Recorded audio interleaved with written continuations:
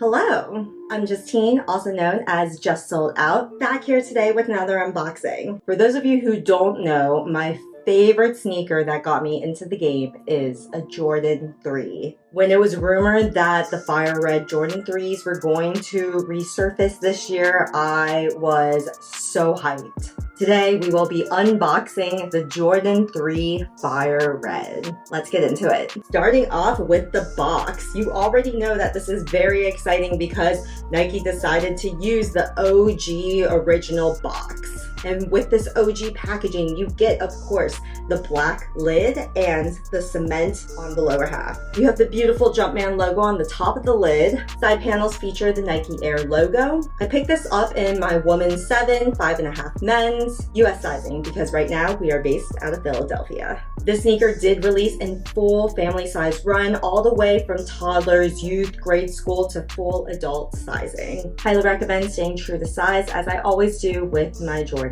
3s. Let's open this bad boy up. Right when you open the shoe, you'll find this little pamphlet. When the sneaker originally released, it did come with something similar, further explaining the technology that's featured in the shoe.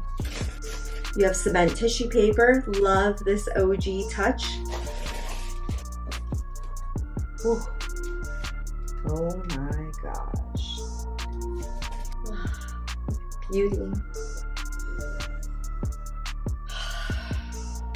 And here we have the Air Jordan 3 Fire Reds. I believe last year the Jordan 4 Fire Reds released, but as I mentioned earlier, the Jordan 3 is really what takes it home for me. A little background about this shoe and why it's so important to sneaker culture. In 1998, Michael Jordan famously wore the Air Jordan 3 at the Slam Dunk contest. That year he won MVP, Slam Dunk Champion, and Defensive Player of the Year. This Tinker Hatfield design sneaker originally released with Spike Lee starring in its marketing campaign. 1988 colorways included this fire red, the white cement, the black cement, and the true blues. This sneaker has not been retroed since 2013, and before that it was retroed in 2007. But with those retros, they were not true to its OG silhouette. The 2007 and 2013 released with Jumpman logos on the heel, rather than the one that released this year in 2022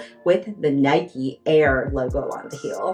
If you're not a true sneakerhead, you might not think it's a big deal, but paying homage to the OG classics is one of the most fascinating and interesting parts about sneaker culture. Sneakerheads were all very excited when they announced that this would be releasing again this year. One of the great parts of retroing a classic silhouette is that you get a little bit of the added technology that wasn't seen previously in the past. One of those things include extra padding on the heel for better comfort. The back heel panels feature a red perforated leather, while the rest of the sneaker features white tumbled leather with a matte finish.